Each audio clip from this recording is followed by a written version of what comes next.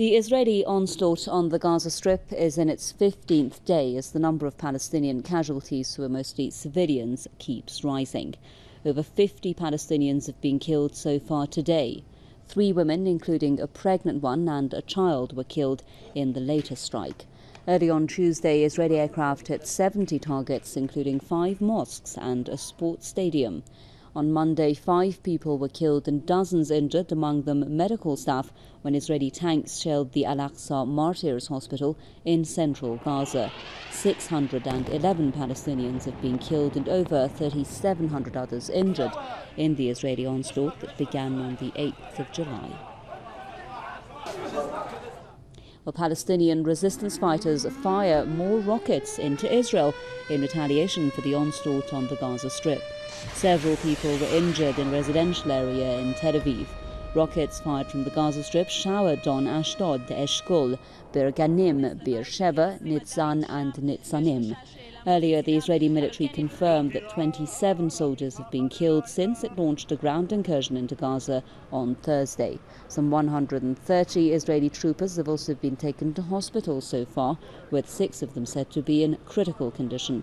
One of the injured is Colonel Roy Levy, the commander of the Golani Brigade's reconnaissance unit.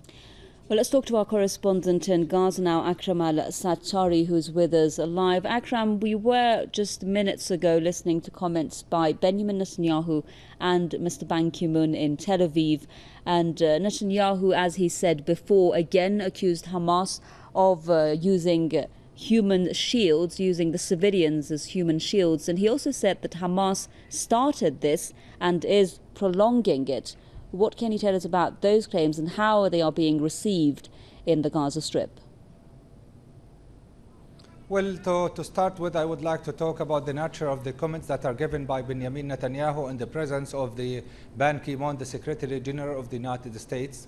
Netanyahu is the Israeli Prime Minister, and he is believed to be the one who decided to carry both the aerial attacks and the large-scale ground offensive against the Gaza Strip under the pretext of preventing what they call Israel from a large-scale attacks from the Palestinian side.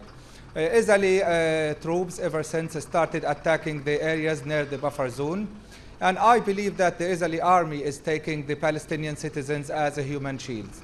I'm saying that on the grounds of the visits that I've been conducting all day today. I saw the people in the UNRWA schools who have been deprived from any human right of protection. They said that their houses were stormed in by the Israelis and they were asked to leave the houses, and some of the families were gathered all together in one single room in the house, and the Israelis climbed the roof of the building and used it as a military outpost. That can give you a bit of insight into who's using the citizens and civilians as a human shield and who's not. Secondly, the Israeli troops have been bombarding the whole area indiscriminately. The people in Al-Shajaiya were narrating, telling their horrifying experiences in their neighborhood. The people in the streets were killed. They were targeted randomly by the Israeli fire shells. Also, I was 1 hour ago in Al-Aqsa hospital that was targeted by the Israeli groups, by the Israeli army. They were targeted inside the hospital. People were standing there. People were fleeing the Israeli aerial strikes and artillery fire. They were targeted inside the hospitals, and there were tens of people who were killed. Israel is very good at talking about their right of self-defense, about the fact that they are going to be killed by the Palestinians, and about the Palestinians that are violating the international law and targeting their troops. But all is being said by Netanyahu is all lies, because the Palestinian population and the civilians who are giving first-hand account of what they have been experiencing, proving that the Israeli army attacked them, and the Israeli army is now attacking the Palestinian territories and is trying to protect the occupation that have been taking the lives and the hopes of the Palestinians.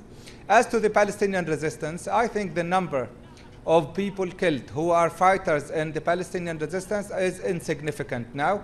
The Palestinian guerrilla are fighting, are infiltrating into Palestine, occupied 48, are firing at the Israeli forces, and the Israeli army, that is known to be one of the most advanced armies if not the most advanced in the region, at least in the Middle East, and one among the most advanced armies on earth, that is highly equipped, is using and incorporating sophisticated technology, has been targeting the people purposefully, killing them in their homes, bringing life and destruction to them. And I think Netanyahu must be ashamed by his claims and must be held accountable. So instead of seeing Ban Ki-moon standing next to Netanyahu and talking about the protection and talking about human dignity, I think Netanyahu must be held and must be brought to justice in front of the High Court or any other decent court that is worried about the global understanding of values and morals and human potential.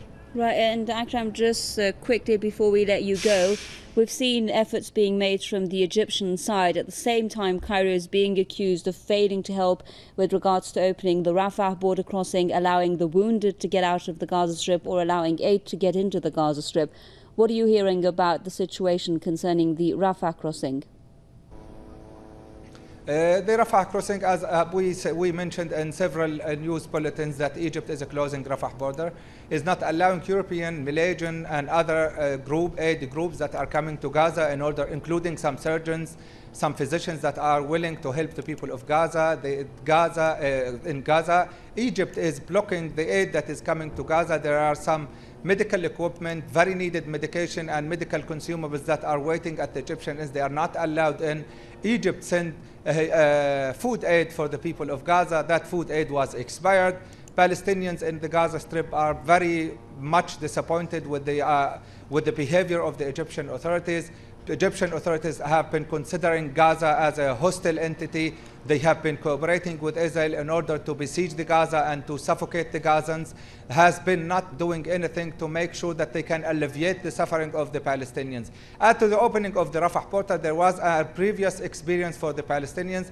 There are some news today about opening Rafah portal, but in the past few days, Rafah portal was open for 4 days, and all people who were allowed in total were 15 people, 15 injured people, and 20 escorts who were allowed into Egyptian territory. And those who were allowed to go into the Egypt territory were taken to Al Arish Central Hospital, which is less advanced than Al Shifa hospital in Gaza. So the problem, if you are willing to help the Palestinians, you should allow, for example, the Tunisian airplane that is carrying medical aid and consumables to enter the Gaza Strip. For example, the delegations that are highly skilled and professional enough to conduct the surgeries in Gaza, you should allow them with their instruments, with their kits and everything, so that they help the Palestinians. You can never say that you are supporting the Palestinians in one hand and on the other hand you are helping the ones who are killing them. This is what people of Gaza see.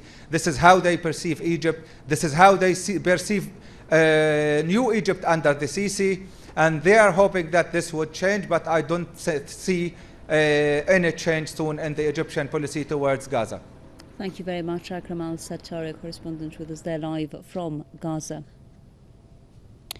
Well, as Akram just confirmed for us, that Egypt is refusing to let Palestinians wounded in Israeli attacks pass through the Rafah border crossing.